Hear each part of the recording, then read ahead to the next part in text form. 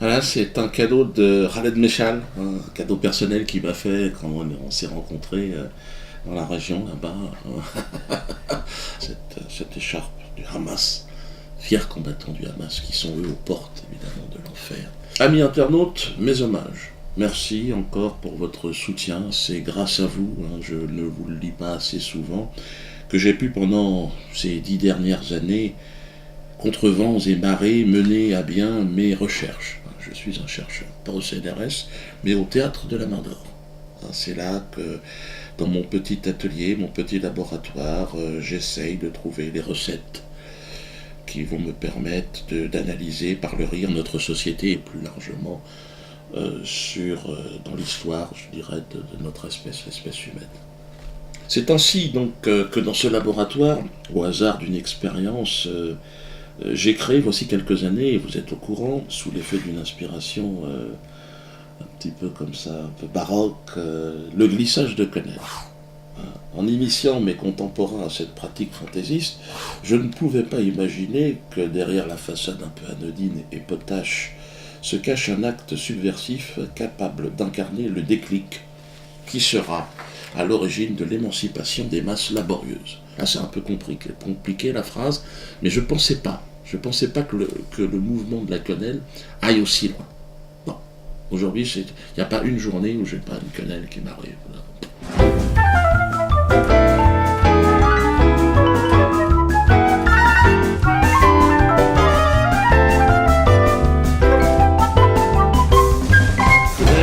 Quenelle dans le fion du système.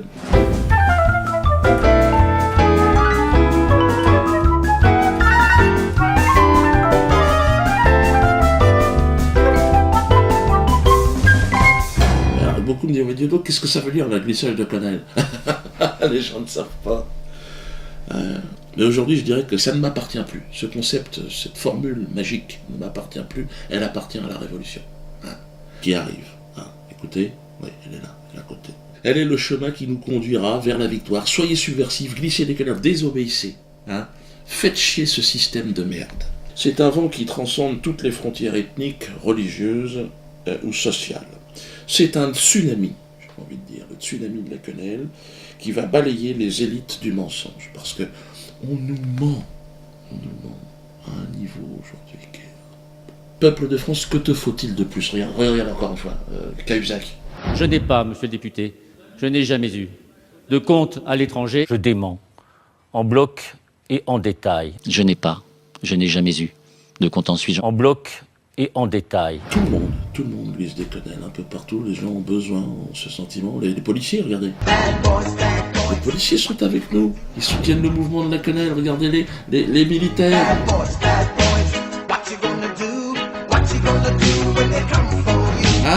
On en est presque à rêver qu'on aurait un coup d'État bientôt. Beaucoup me disent, ouais, ça serait bien qu'il y ait un coup d'État.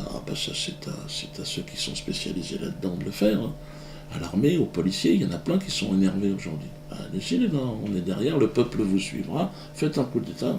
Vous pouvez installer n'importe qui au pouvoir, ce sera mieux que ceux qui sont là. N'importe qui, n'importe quel clochard ou mec qui traîne dans les bas-fonds d'une prison sera plus digne d'incarner cette fonction. Avec l'armée devant. Et le peuple derrière, ouais, on est libéré, ouais. Et la presse, certainement comme en Égypte, dira, ouais, le peuple a repris le chemin de la liberté, c'est le printemps français. On peut être prêt à rêver. Dans le chaos sidéral dans lequel nous nous trouvons, le mariage pour tous est la serrure que nous attendions. Vous allez comprendre ce que je suis en train de dire. C'est une serrure dans laquelle nous allons glisser la quenelle révolutionnaire. Ça a été fait d'ailleurs. Avec le mariage d'Alfredo et de Germain, nous avons ridiculisé la République, c'est vrai. Mais c'est notre fonction. Nous sommes des humoristes. Ils sont dans le cadre d'un atelier, encore une fois, de chansons potaches. Il faut le savoir. C'est avec cette équipe que j'ai conçu Choananas, qui a bouleversé la donne sur le plan humoristique. Il y a eu un avant et un après Choananas. La plupart des humoristes que je croise disent « Oh merde, on peut plus bosser. Avant, tu vois, tu tremblais à Toto, tu roulais en Cayenne. Aujourd'hui, c'est fini. » Alors moi, évidemment, je comprends les gens qui ont été victimes, évidemment, de ces personnes. Bon, je leur dis, je suis désolé, mais bon, moi, quenelle oblige. Ceux qui sont dans le courant de la quenelle, c'est quenelle. Quenelle. Vous savez, j'ai pris conscience de ce que nous faisions, de la dimension révolutionnaire de notre acte, quand le maire nous a donné le livret de famille. Là, j'ai dit, là, open bar, on est parti, c'est le décollement. La République est en train de s'envoler. Elle a scié la branche sur laquelle elle était assise. Les murs de la République s'effondrent chaque jour, de plus. Et vous verrez, le mariage de Germain et d'Alfredo est l'élément déclencheur. Au cœur des grandes gueules, alors on va évoquer ce truc incroyable, les amis. Le mariage homo, 2 détenus, Alfredo Stranieri et Germain Gueff, les témoins, l'humoriste Dieudonné, le terroriste Carlos, et alors le maire de Poissy, le maire socialiste, qui se prête à ce que d'aucuns appellent une mascarade indigne de la République, indigne d'un élu de la République. Est-ce que c'est indigne de la République ce qu'a fait le maire? C'est la question qui est posée. Non, on est dans la loi, on est dans la pure application du texte. Qu'est-ce que tu peux lui reprocher? Ça s'appelle le mariage pour tous. Ouais. Ils sont des citoyens, ils n'ont pas perdu leurs droits civils, ceux qui sont en prison. Moi, j'ai toujours considéré que cette loi n'aurait pas dû être votée. Mais bon, elle a été votée par les élus de la République. Est-ce que, d'ailleurs, on interdirait à un homme et une femme de se marier en prison? La réponse, c'est non. Est-ce qu'on interdirait un baptême en prison, y compris un baptême tardif pour un grand criminel? Non, attends, le maire, il a fait son boulot, le pauvre vieux. Attends, le maire de Poissy, on va quand même pas charger ce type-là. On est dans une situation où la société est prise en otage par 2-3 crétins, un ancien terroriste, un humoriste... tu dis quoi que la société est prise en otage et donc finalement le maire se retrouve pris en otage. Il pourrait très bien la dire. Mais nous sommes pris en otage ce matin même. Nous qui sommes là autour du micro à commenter les facéties de cet humoriste, de ce terroriste, de ces 2 co-détenus. Enfin, on va adopter un détenu, la famille va s'agrandir. On se fout de la gueule du monde. On se fout de nous. Nous allons reconstruire cette société. Petit à petit, parce que ça va être le grand bordel pendant un certain temps. Comme diraient les Kanaks, bon, on verra après. Certainement, ça sera pas mieux après qu'avant la Révolution, mais ce sera plus digeste, pour moi.